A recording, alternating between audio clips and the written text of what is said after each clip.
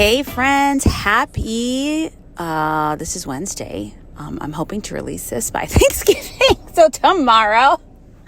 But you know what? It's all good. Happy Wednesday, happy Thanksgiving if you're in the U.S. and you celebrate that.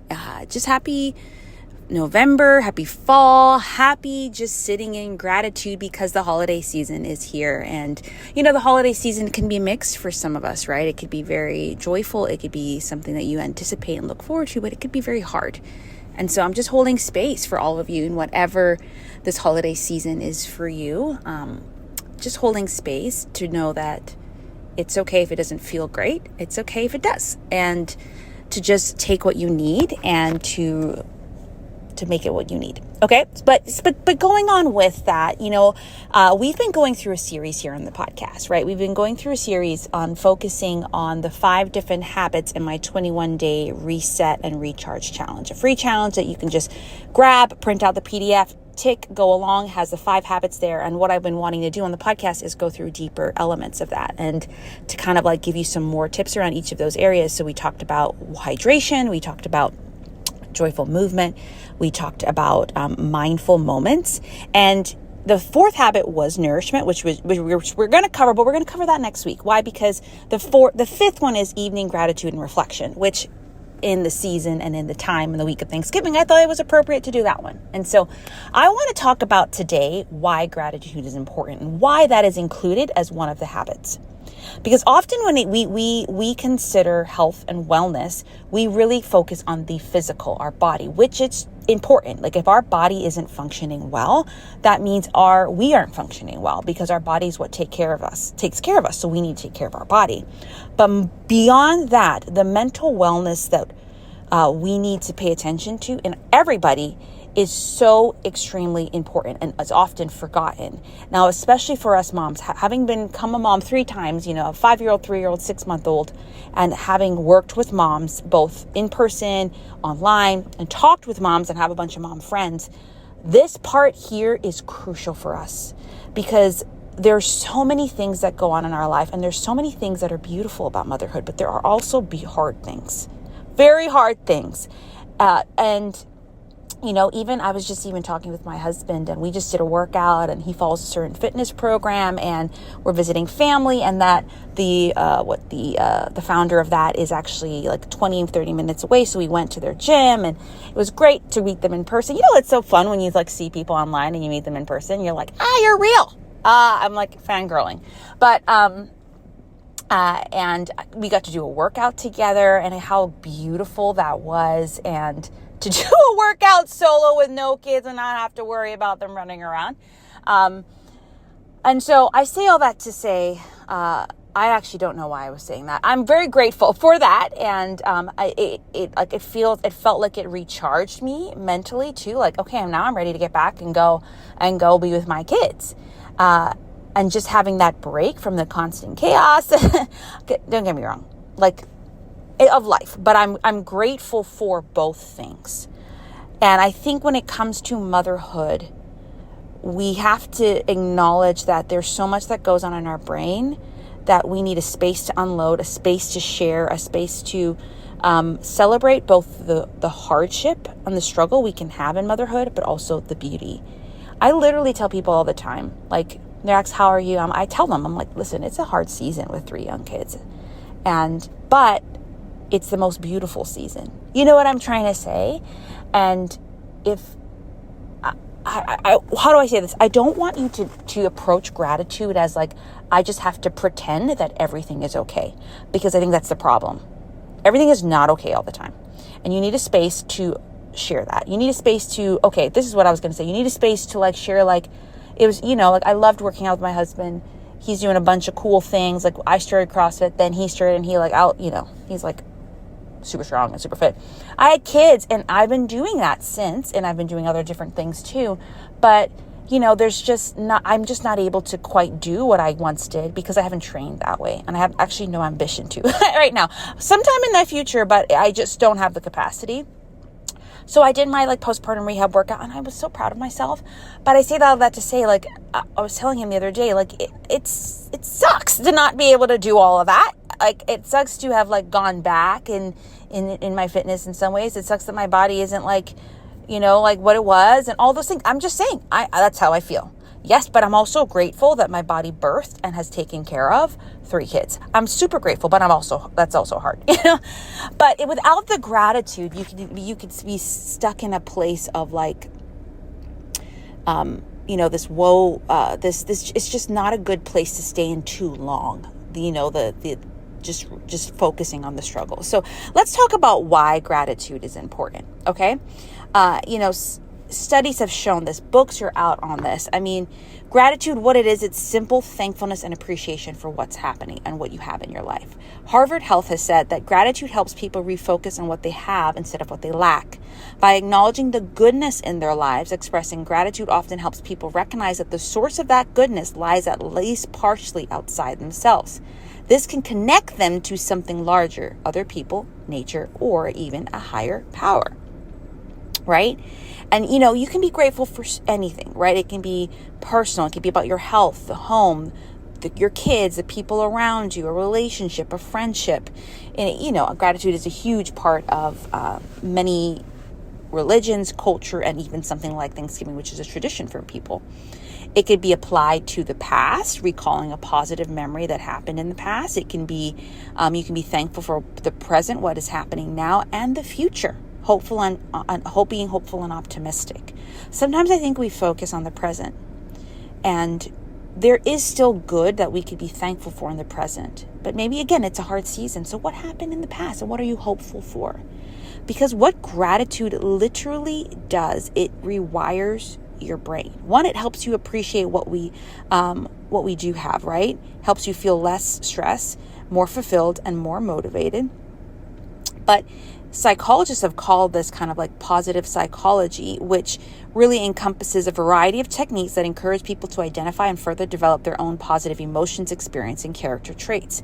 Gratitude is literally good for our brain and our body and our lives.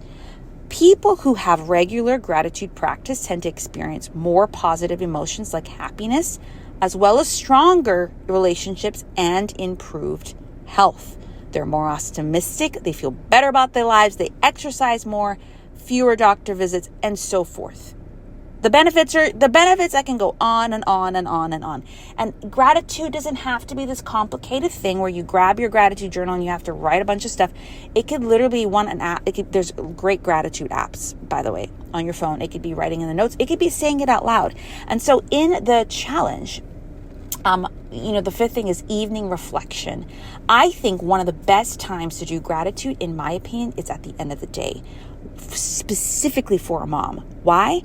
I don't know about you, but it comes to the end of the day and I look at all the things that I put on my to-do list and all the things I didn't do, didn't happen. I focus on the hardship, and really what has been such a game changer is just go to bed at night, and even if it's just to lay my eyes as me and the baby are falling asleep, and just say it in my head or say it out loud, just one thing that I am so thankful for, either for the day or in general.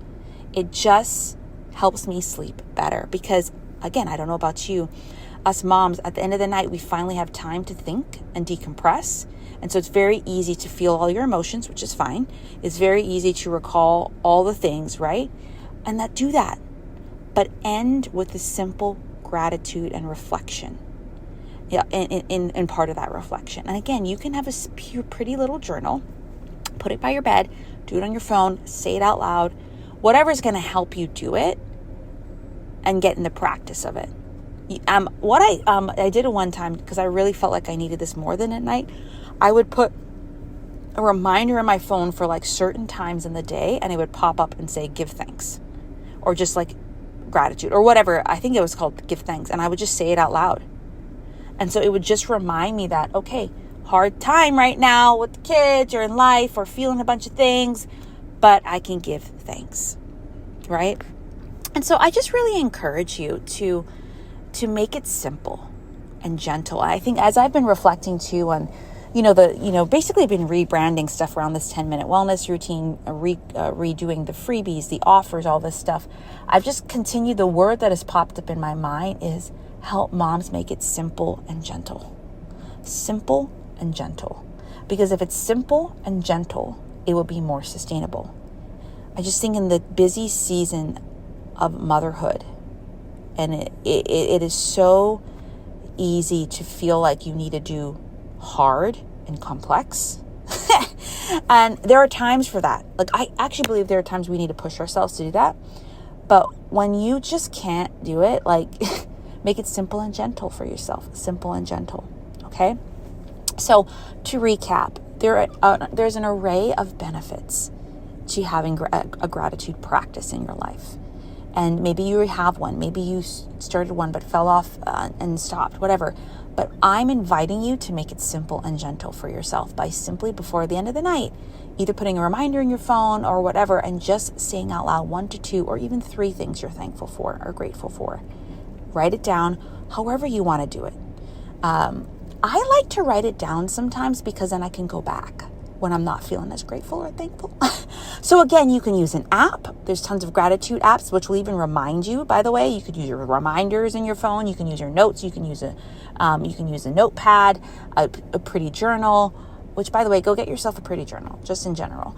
Or to speak it out to someone. Or if you want to have accountability with a friend, or join my Facebook group, the 10-Minute Wellness Community, and every day write down one thing you're grateful for. I don't know, like whatever you may, by the way, with each podcast episode, I do a specific post in the 10-Minute Wellness Community, which is it's a newer brander community, where you can go in and you can literally, put all your gratitude underneath that thread. You know, I'm in a part of some groups for mother's education and just growing in our own learning as we homeschool our kids and learn whatever. And it's, by the way, so there's some moms in there that don't homeschool, so that's great too. But I use kind of like, there's a different app we use for our community, and I go in there on the thread, and every time I going to put a quote or a reflection, I do it there. I have a bunch of journals for those different types of reflections that right now, they're there when I have them, but I use the community. And so I'm inviting you to use the 10-Minute Wellness Community, and I will go do a post that when this podcast goes out, and look in the Reset and Recharge Challenge guide, and the post will be there. And every time you want to do a gratitude, just go in there, type it out. That's what the community is for. And I'll respond to you, and I'll cheer you on. Okay. And there's actually a weekly, I think it's Thursdays too. I do something around Thankful Thursdays, Thriving and Thankful Thursdays, something you're grateful for, so that it's a space to do that every week as well. I hope this was helpful for you. I hope you kind of just see that doing a gratitude practice is so beneficial for you mentally and even physically, right?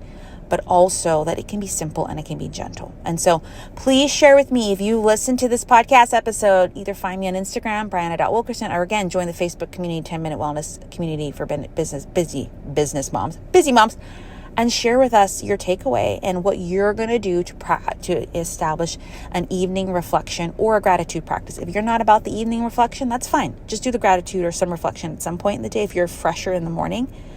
But I do challenge you to do it at night, though, if you can, because I feel like there is something about laying aside the burdens of the day and going to bed with a more positive mindset. You ever heard of someone say, if you have something you're thinking through, sleep on it, and you wake up and it's clearer. So sleep on your gratitude so you wake up in more of a grateful space. Okay? All right. So if you haven't grabbed the Reset and Recharge Challenge yet, go to the link below, enter your name and email. You'll get that. You'll get the guide. Join the Facebook group. Connect with me on Instagram. Because again, I'm wanting to really create a community of women that and moms to know that we can take care of ourselves in the busyness of motherhood and life 10 minutes at a time. And it can be simple and gentle. Okay? And lastly, I've been hinting at this on social, but I wanted to let you know the next thing I'm going to be putting out, hopefully in December, is a special kind of like a wellness toolkit to go with this challenge, really. To if you're okay, these were great ideas. So basically you have the challenge. You're doing that. You're showing yourself that you can do it. And the podcast episodes have been giving you some more tips. Well, this will basically be an additional resource to have practical tools. For example, if you're okay, I want to practice more nourishing whole foods, there will be recipes in there. If you're I want a kind of a guided workout plan, there might be a workout plan in there. If you're okay, I want some exercises to help me be more mindful, more breathing guided exercises, there might be something in there too. And so just stay tuned. And if you grab the challenge, you'll be on my email list. So you'll be the first to know.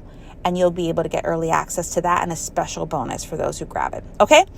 I'm grateful for you. Thank you for listening and trusting me in your ears each week. And if this episode has blessed you, please share it with someone, with a mom that you know. Okay, I'll talk to you all soon, and have a great November. Have a great Thanksgiving. That's something you celebrate. And we'll be back next week to wrap up this 5-part series talking about nutrition and nourishment.